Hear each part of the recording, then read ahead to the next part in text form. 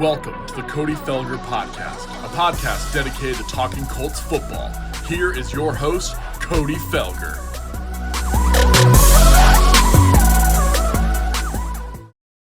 Welcome back to the Cody Felger Podcast. I am your host, Cody Felger, and I'm excited because today we get to continue into our series looking at the entire Colts team for 2019, and specifically today we're going to focus and shift to the defensive side and look at the defensive line. And so Andrew Thomison is here with me again, and I'm excited, Andrew. How are you doing, man? I'm just as excited, and I'm doing very well. All right, let's do it. And just so our listeners know, this is kind of how we're going to break down this podcast.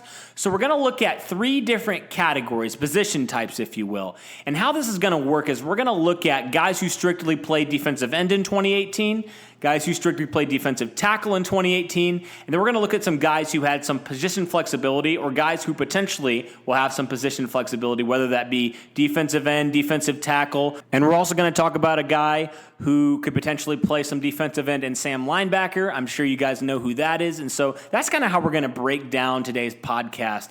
And so we're going to start first with the defensive ends. And so the first guy on our list, he's a newcomer to the Colts, but he's definitely not a newcomer to the NFL, and that's Justin Houston. And this guy, I mean, there's so much you could say about him. I mean, last year he had 9 sacks. He didn't even play all 16 games. He had 2 sacks against the Colts in the divisional round when they played them.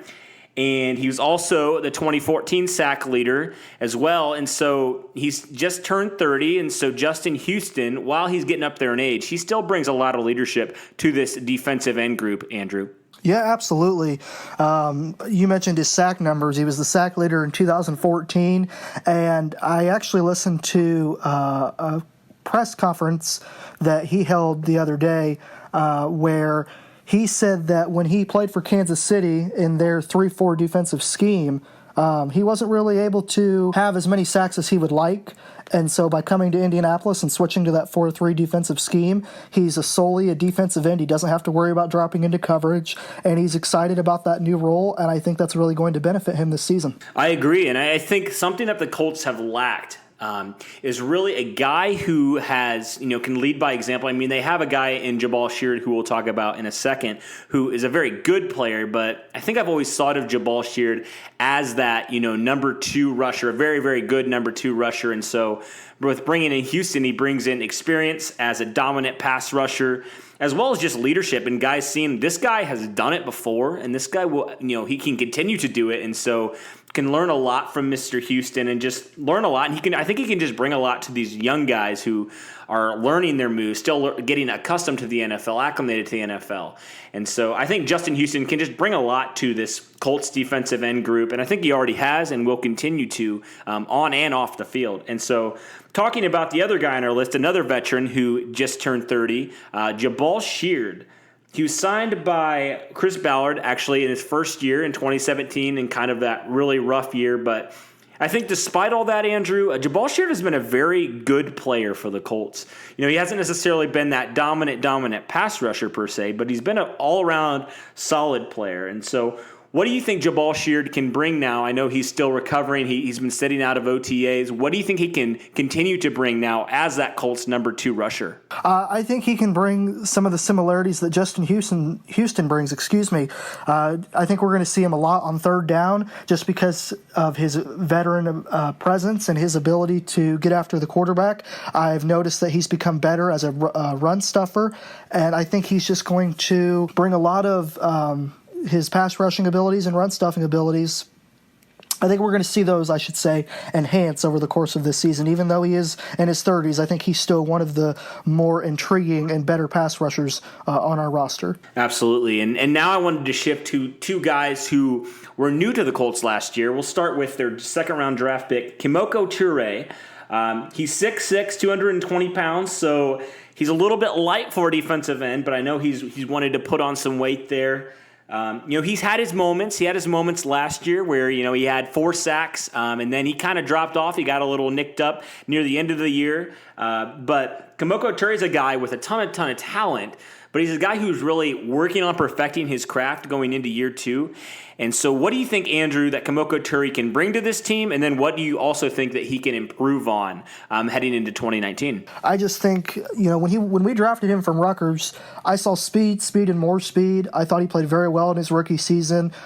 He didn't maybe have a whole lot of sacks, but that was because he was sort of a role player. He came in and out of the lineup as he was needed, and I see his role certainly increasing in year 2. And one thing I noticed too, Cody, is that he was working with Robert Mathis during the offseason and working on his craft and where to use his hands and how to get swipe offensive linemen away and how to use bull rush effectively. And I think, like I said, because of his work with Robert Mathis, and I think he has a lot of potential, I think we're going to see him improve very much in year 2. I agree. I would definitely agree with that. And I know that Kamoko Turei has voiced that, this year specifically, he's looking for that one pass rush move. I think that's something that all great pass rushers have. The Dwight Freeney had the spin move. Robert Mathis has those moves. And so I think one thing for Kamoko Turei will be how to find that move, what that move is for him. So now through OTAs and, looking forward into training camp, it'll be interesting to see if Turei finds that move, 1, and then number 2, how effective it is. Yeah, absolutely. I'll just piggyback off of what you said. It'll be interesting to see, if he finds that move and if it's effective. Like you said, Dwight Freeney had the spin move. Robert Mathis had all kinds of moves. And like I said, with his work with Robert Mathis, I just think he has a lot of upside to him. I think his ceiling is a lot higher than most people may believe or may think. And I think we're going to see major improvements in year 2 because of it. I would definitely agree with that. And it'll be interesting to see how Turei improves going into 2019. Okay, the next guy, he was also a newcomer to the Colts in 2018. He was a waiver claim, Al-Quadin Muhammad, who is a guy who I think is kind of overlooked by some Colts fans, but I think he played some pretty valuable snaps for the Colts in 2018. He played in 15 games. He actually started in 4 games, and he started some playoff games for them. And so I think he's a guy who, former 6th-round pick of the New Orleans Saints, claimed off waivers last year by Chris Ballard. And I think overall Muhammad definitely showed some things. He's a very young player as well. I think he showed some things. He's only 24 years old. And I think he had 5 tackles for loss, 28 tackles. He played some quality snaps for the Colts last year. And so it'll be interesting to see how he battles it out with the next guy on our list, Jerry Green, who was a 7th rounder from the Colts this past year, who he actually has some pretty impressive stats. He had 7 tackles for loss last year in 2018, and he actually had 11 in 2017. And so, he's not necessarily a pass rusher guy, but, he can maybe bring some juice to this defensive line as well. So, Andrew, my question to you is, what do you think both these guys can bring to the Colts, and what do you think will be ultimately the deciding factor to see who stays on the roster and who gets cut when the 53-man roster cutdowns happen? With Muhammad, I noticed last year, like you said, Cody, he started several playoff games for us, and I think he had a sack or maybe 2 against the Texans in that wild card round. And then, like you said, his tackle for loss from last year really stands out along with Jerry Green's. And so I think really when push comes to shove, I think they both have a good chance of making the roster, to be honest with you. I know I've said this over and over, but depth is something that is important to have, and I think you can never have too much of it. I know Chris Ballard has made that statement several times in the past, and I think that if they both bring unique and different abilities to the team, it might be best to hold on to both. It may not be bad to have a 4th or a 5th defensive end. Yeah, and we've seen it with Chris Ballard, even this offseason. With the safety position, he's definitely addressed that with the linebacker position in the draft. And even, with the offensive line to a smaller degree, it's like Chris Ballard knows how important depth is. And, you can even go back to that Kansas City game when the Colts were having to start guys that they signed off the street at the safety position. And so I agree with you. Depth is definitely important. But if the Colts were to keep all these guys, it would definitely impact the next position group we're going to look at here. That's the defensive tackles, the strictly defensive tackles.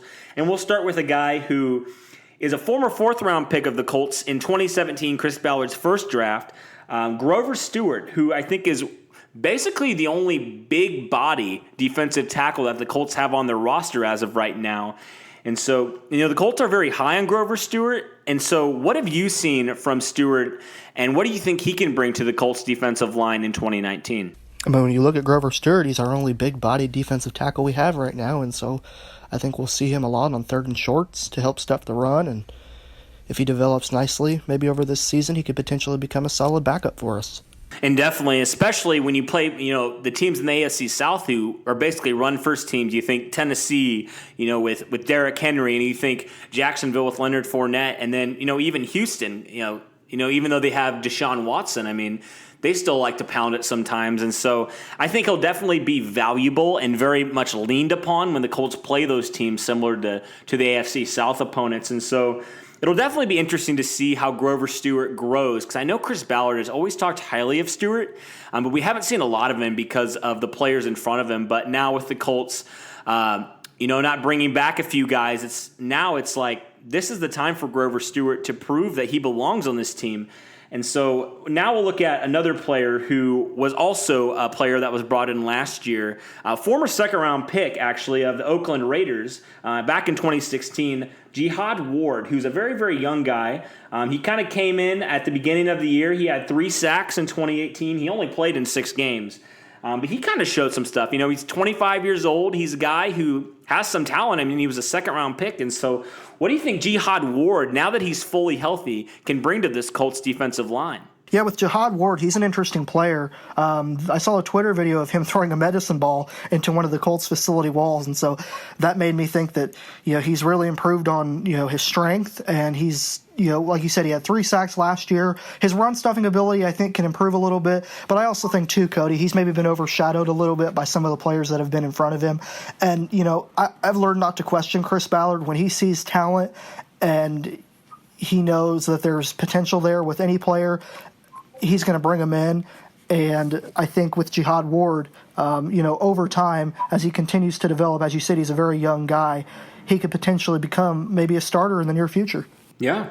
I mean, it's definitely not out of the realm of possibilities for sure. And like I mentioned, he's a second-round pick, so this guy, he has talent.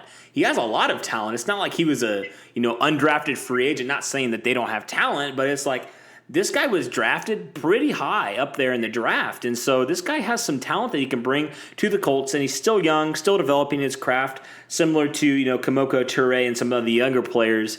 But yeah, Jihad Ward, I mean, he's not a small player. I mean, he's 290 pounds, so he's not small per se, but he's not Grover Stewart big. And so the next guy that we're going to look at now, we're going to transition actually to looking at some guys who play different positions. So that could be guys who play, defensive tackle and defensive end who can kind of rotate in there, or maybe some guys who play, some linebacker who also have some rush ability. You probably know who I'm going to talk about, but just guys like that. That's going to be our third category of guys we're going to look at. And so the first guy we're going to look at is Margus Hunt. Margus Hunt, if you don't know about Margus Hunt, he's a former second rounder out of Cincinnati. He was brought in the same year as Jabal Sheered, so that's 2017, Chris Ballard's first year. He didn't really get a lot of run in 2017, but he kind of broke out in 2018. He really started off very hot for the Colts. I know he had 5 sacks in total in 2018. This is kind of mind blowing. He had 13 tackles for loss last year. And that's pretty impressive, I think, for a guy who was kind of labeled a bust in Cincinnati, honestly. And so Margus Hunt now, he's in his 30s now, but I think one thing that's interesting that I heard on a podcast before, Colts podcast, was, even though Margus Hunt is in his 30s, I think that he's still relatively young. He still really has a relatively young football body because, he came into the league a little bit later in his mid-20s. And so Margus Hunt really, I think, he flashed a lot in 2018, and I think he still has a lot of potential, and he's maybe not has as much tread on the tires per se as some of those 30, 31-year-old guys in the league. And so, Andrew, what do you think Margus Hunt can bring now to the Colts defensive line? They brought him back this year. What do you think he can bring to this defensive line in 2019? Yeah, when you look at Margus Hunt, it's another one of those sneaky good signings by Chris Ballard. He, had 13 tackles for a loss last season, had a couple sacks against Philadelphia early on, and made a very key 4th down stop against the Cowboys late in the season for us, too. I think he could potentially become a starter down the road. If not, at the very least, a solid backup. Absolutely. And I think one thing that the Colts have really tapped into, and I think Margus Hunt has started to figure out, is he's a giant human being. I mean, he is massive. I mean, he's 6'8", 277, so he is a giant guy, and I think that he's finally starting to, develop some moves and figuring out a little bit like, I'm a big guy. I should use that to my advantage. And I think the Colts, one thing that I love about this current Colts coaching staff is that, man, when they find a guy, specifically we notice it on offense a lot. When they find a guy who has a specific niche, whether that be Eric Ebron, Nyheim Hines on the Colts offense, I mean, they really just play that to the best of their ability, and they use it for their advantage. And so I think the Colts have done that as well because, Marcus Hunt started at the beginning of the year at defensive end, and the Colts realized, heck, this guy's giant. Let's put him in the middle. Let's make him our nose tackle. And he was very, very disruptive there as well. And so I think, I agree with you, Andrew, in a lot of ways. I think Marcus Hunt can do just a lot of things for you. Now, while he may not necessarily be a full-time starter in 2019, I think he might start. But if he doesn't, I think he can be a very solid glue guy for you, a guy that can do a lot of things. And I think the Colts, one thing that this coaching staff has shown is that, if you have talent, if you have a lot of physical attributes, they're going to put you in the best positions to win. Marcus Hunt is a very, very intriguing name for me. I was actually, when the Colts made their roster cut downs, I was very kind of confused. I'll admit this in 2018 after the roster cut downs because I was just like, Marcus Hunt. Like, why did you cut, John Simon? It sounds really bad now, but I'm like, why did you cut a guy like John Simon and leave a guy like Marcus Hunt? But now we see it's because the Colts realize that we can develop these guys, right? We can develop these guys who have this elite athleticism, this elite size. And so Marcus Hunt's really just an intriguing guy to me. Another guy who is very intriguing was brought over by the Colts last year via free agency, also of the Oakland Raiders, Denico Autry. And Denico Autry, he is probably one of my favorite players on the Colts defensive line, simply because he's so disruptive in everything that he does, whether that's defending the run, whether that's rushing the passer, whether that's blocking a field goal, throwing it back to the Cowboys game, blocks field goal in that game. A guy like Denico Autry is just very intriguing to me. He can do a lot of things. He also had 13 tackles for loss last year, and he only played in 12 games. He had 9 sacks. He blocked a field goal or 2, and so a guy like Denico Autry, he's 27, 28, so he's still relatively young, and the Colts tapped into his potential as well. And so, Andrew, it'll be really interesting to me to see, if Autry can play 16 games, how disruptive can this guy be? Can he be a Pro Bowl guy? Can he be an all-pro guy? Because 9 sacks in 12 games is pretty darn impressive. Yeah, absolutely. I have to agree with you there. 9 sacks in 12 games is extremely impressive. And I think Chris Ballard has made his name or his staple in the NFL. He's been notorious for bringing in guys that maybe people don't know too much about. I remember when we brought in Autry on a 3-year deal, and I've seen a lot of people in the comment sections on the Colts' different social media platforms, what? Who is this guy? They maybe don't understand why Chris Ballard would bring somebody like Autry in as opposed to maybe a more star quality defensive tackle.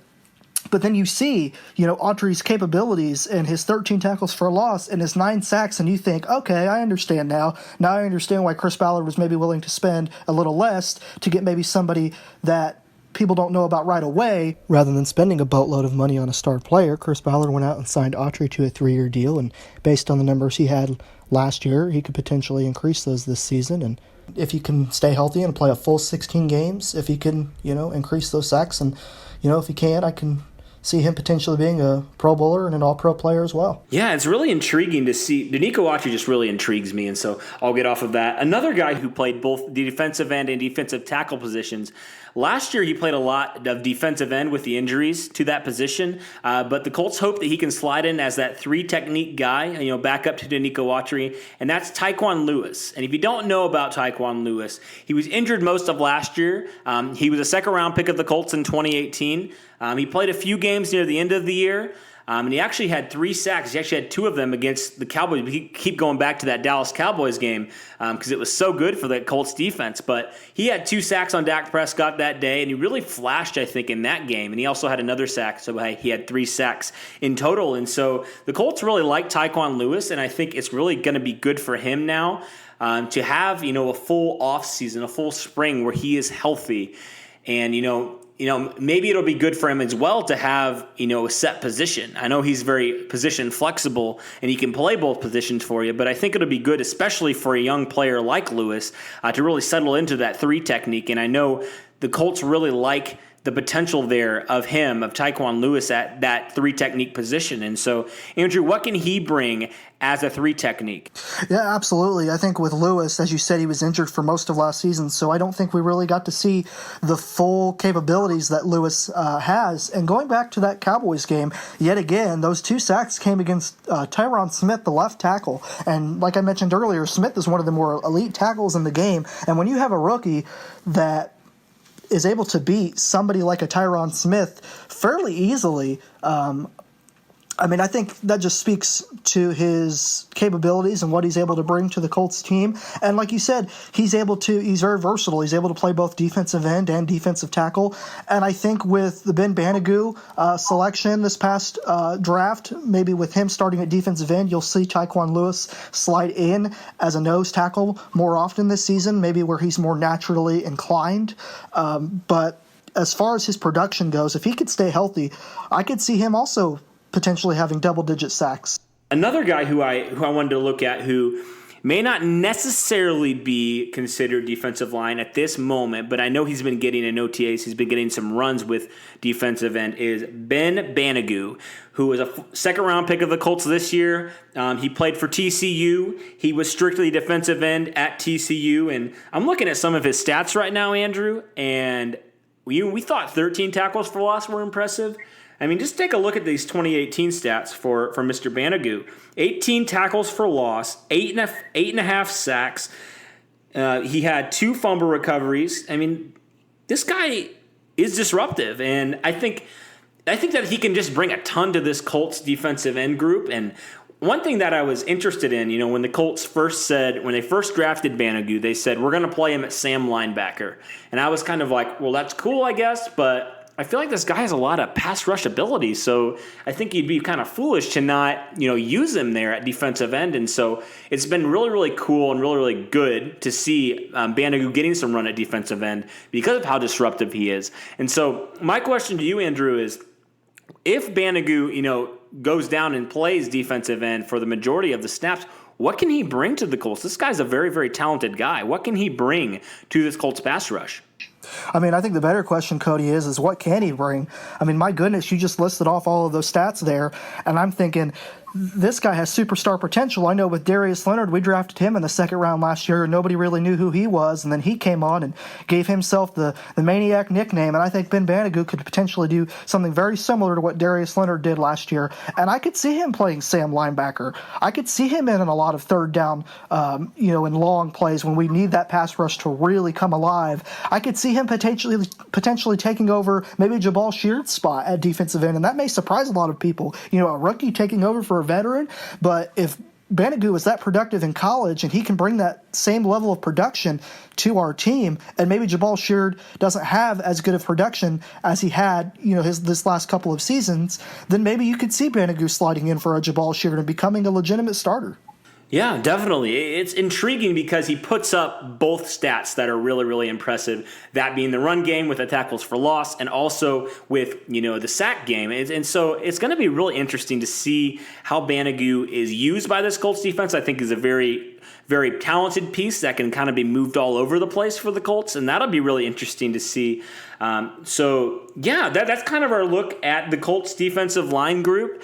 And so, Andrew, I know you had a few questions. We sent out a couple posts about having some fans ask some questions for our podcast on the defensive line. And so, Andrew, I know there's a few questions here, and if you could read those off, that'd be great. I'll give my answer, and then you can give your thoughts as well. So the first question here is, what's the plan against heavy run schemes? Yeah, definitely. I think we already talked about this to a degree, Andrew, when we looked at Grover Stewart. I think with as much depth the Colts have at the defensive line position with guys like Autry and Marcus Hunt and Kamoko Turei and Tai Kwan Lewis and even Ben Banagoo, I think we're going to see a lot of different stacking the box plays, I suppose. And although I know that can be dangerous, especially on 3rd and longs, because then that can freeze the linebackers and that opens up the seams for tight ends and maybe other wide receivers of the opposing team. But I think when you have as much talent and quality and depth as the Colts do, I think you take advantage of it. And when you have the opportunity to just get after it and stack as many players and safeties and linebackers in the box as possible, I think we'll see the Colts do that quite a bit this season. And then our second question is, assuming Justin Houston draws doubles, who has a breakout year? Man, what a loaded question. But I love this question because, like we were just mentioning, there are so many guys who could have breakout years. It's insane. But I think a guy that I'm looking for and I really want to see breakout is Kamoko Turei, who's a guy we talked about who has loads and loads of potential. The Colts drafted him very high last year. And the key will be for him is developing that pass rush move, like we mentioned. And so I think Turei has a really good chance to break out with Houston getting all of those looks. I also look at a guy like Jabal Sheered, who, may surprise a few people, since he's 30 years old. But I think Jabal Sheered was really getting a lot of the attention since he was the Colts' #1 rusher there for a while. But he was a very productive guy. I mean, he puts a lot of pressure on the quarterback when healthy. And especially going back to 2017, I mean, I know Pro Football Focus isn't a lot of Colts fans don't really like Pro Football Focus or whatever. I'm not really a huge fan myself, but I mean, he was in the elite category in 2017 as far as edge defenders go. And so I think Jabal Sheered can really, maybe see his stats increase a lot with Justin Houston getting a lot of those double teams. You also mentioned Ben Agooo, who I think is a very good option as well. It kind of depends, I guess, where the Colts play him and, if he's strictly going to play more Sam linebacker or if he's going to really play defensive end or if it's kind of a mix. It's yet to be seen, but I think he's another guy who could break out if he strictly plays defensive end for the Colts or he plays the majority of snaps at defensive end since the Sam linebacker really doesn't get a whole lot of snaps, throughout the course of a game. And so those are three guys who I think have really good potential. If you're making me choose just one, I'm probably going to stick with Turei just because I think he has a lot of raw talent compared to a Jabal Sheered who has been there and done that. And we kind of know more of what Jabal Sheered is as compared to Kamoko Turei, who we saw flashes of, but we don't really know what he can bring. We have an idea, but he could bring a lot that we don't really know right now. So I'm going to say Kamoko Turei. I'm going to stick with him strictly because he is a defensive end. We know that he's a defensive end, and I think he can bring a lot into year 2. Yeah, I'll just sort of piggyback off of what you said, Cody. I really like Kamoko Turei to be a potential breakout star in year 2 for all of the reasons that you had mentioned. But another player that I'm really intrigued to see is Taekwon Lewis. I'm really, really high on him, maybe even a little more so than Kamoko Turei. I think Taekwon Lewis's ceiling is a lot higher than what maybe a lot of people expect. And I think that he could potentially be a breakout candidate in year 2 if he stays healthy. Yeah, that's always a good choice. See, my thought process, I guess, was I don't know if that question was specifically asking defensive end, which defensive end breaks out, or which defensive lineman breaks out. And so I just assumed he meant end, so I was going end. But I definitely agree with you. Taekwon Lewis definitely has a lot of potential to break out in 2019. And there's so many guys. It's absolutely wild. And I know I've mentioned this time and time again, so I apologize to our audience if it's kind of redundant, but there are a lot of guys who I think could break out. And so whoever you pick, I don't think it's a bad pick at all. And so, yeah, I think that kind of wraps up what we want to do today. And so, Andrew, thank you again, man, and we'll be back soon to talk about the Colts linebackers.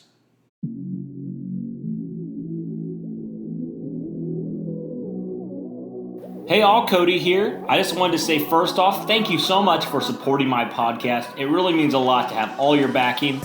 If you haven't yet, be sure to hit that subscribe button and also put the bell on so you know when I post. You can always find my episodes here on YouTube, but if you're like me and you like listening to podcasts on the podcast app, you can find me there as well. Second, if you really like my podcast and you'd like to support me in some way, you can find me on Patreon. As much as I enjoy doing this, it also takes a lot of time, a lot of energy, and also a little bit of my own personal funds. So if you'd ever want to support me on Patreon, you can find me there at patreon.com/Cody Felger Podcast. Again, that's patreon.com/Cody Felger Podcast. Thanks everyone, and go Colts.